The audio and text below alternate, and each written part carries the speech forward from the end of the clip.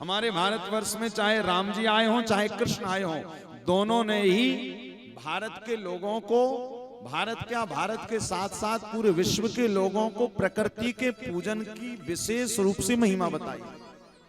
भगवान कृष्ण ने तो यहां तक कहा है कि भले मेरा पूजन मत करना, किंतु प्रकृति का पूजन परमात्मा से ज्यादा बढ़कर करना।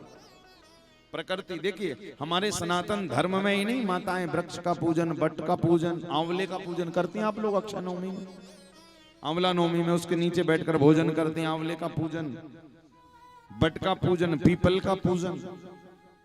क्यों? क्योंकि भैया हमारे ऋषियों ने इन वृक्षों को सीधे पूजन से जोड़ दिया। उसका कारण, वैज्ञानिक कारण क्या है कि सबसे ज्यादा ऑक्सीजन बट में, पीपल में, आंवले में, नीम में, आम, इन सब में होती। और पता था हमारे ऋषियों को कि यदि हम इन वृक्षों को पूजन से नहीं जोड़ेंगे तो लोग अपने स्वार्थ के लिए हो सकता है इनको भी काट दें। इसी कारण आज आप कोई भी वृक्ष काट दो किंतु बट नहीं काट सकते। क्या कहते महाराज, बट काटोगे तो पाप लगेगा। साक्षात भगवान कृष्ण रहते हैं। बटस्य पत्रस्य पुटे शयानम बालम मुकुंदम मनसा स्मरामि। जब ये पूरी सृष्टि विलय हो जाएगी तो इस सृष्टि पर चारों तरफ जल ही जल होगा। उस समय पर उस बट के छोटे से पत्ते के ऊपर भगवान कृष्ण अपना अंगूठा चूसते हुए पूरे ब्रह्मांड की प्रदक्षिणा लगाएंगे। जब सारी तरफ जल ही जल होगा, जब ये कलयुग समाप्त हो जाएगा, धरती पर हाहाकार होगा, उस समय भगवान बट के पत्ते पर प्रकट होंगे। बटस्य पत्रस्य पुटे शयानम बालम मुकुंदम मनसा स्मरामि। तो बट का वृक्ष कभी काटना नहीं चाहिए। क्यों? सबसे ज्यादा ऑक्सीजन रहती है, साइंस कहता है, ऋषि कहते हैं इसमें भगवान कृष्ण रहते हैं। पीपल, पीपल ना तो लगाया जाता है ना तो काटा जाता है। पीपल यदि तुमने लगा दिया, वैसे तो देखो पीपल को लगाया नहीं जाता, वो अपने आप हो जाता है। कैसे होता है? पितृपक्ष में देखो, हमारा धर्म कितना साइंटिफिक है, कितना वैज्ञानिक है, समझो जरा। जब पितृपक्ष में कौवे को हम लोग खिलाते हैं ना रोटी पूरी, पितरों का भाग जानकर, तो कौवे की जो विष्ठा होती है, कौवा जो मल त्याग करता है, उसके मल से पीपल प्रकट होता है। ये प्रकृति है। कौवे को समय पर इसी कारण 15 दिन ज्यादा खिलाया जाता है, उसके 1 महीने बाद पीपल आपने देखा जहां तहां हो जाता। तो पीपल लगाया भी नहीं जाता और लग जाए तो उखाड़ा भी नहीं जाता। और सबसे ज्यादा ऑक्सीजन उसी में होती है। अब पितृपक्ष नहीं होता, यदि पितरों के नाम से हम कौवे को नहीं खिलाते तो भगवान सोचते कि फिर इस संसार में, इस धरती पर ऑक्सीजन की कमी हो जाएगी, इसी कारण पितृपक्ष बना दिया। तो उतने 15 दिनों में, बोले उन 15 दिनों में ब्राह्मण का भी कल्याण होता है, कौवे का भी कल्याण, वृक्षों का भी कल्याण, कितनों का कल्याण। कितना बड़ा साइंस है।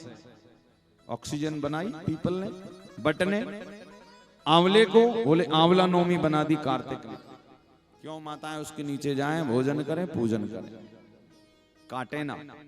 उसमें भी साक्षात भगवान श्री हरि नारायण विराजमान है। इसका मतलब है कि भगवान कौन? भगवान कृष्ण ने ये, भगवान चाहते कृष्ण तो ये कह देते इंद्र का पूजन बंद करो, हमारा पूजन करो, हम भगवान हैं। तुरंत 4 हाथ लेकर शंख चक्र गदा पद्म करके दिखा देते, किंतु ऐसा नहीं किया। भगवान ने क्या किया? बोले नहीं, पूजन करना है तो गोवर्धन पर्वत का करो। क्यों? बोले गोवर्धन पर्वत पे ही हमारी गायों के लिए वनस्पति पैदा होती है, और वनस्पति खाकर, घास खाकर ही गाय हमें दूध देती है, जिससे हम यदुवंशियों का घर चलता है। धन्य है भगवान का प्रकृति के प्रति प्रेम। विचार करो, यदि आज से 5,500 वर्ष पहले भगवान गोवर्धन का पूजन नहीं करवाते तो क्या आज आपको ब्रज में 7 कोस का इतना बड़ा पर्वत दिखाई पड़ता?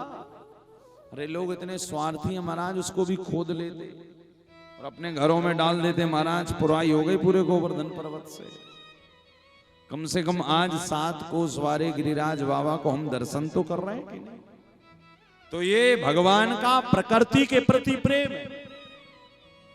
राम जी भी जब वनों की ओर गए तो भगवान राम ने जंगल की वनस्पतियों को प्रणाम किया।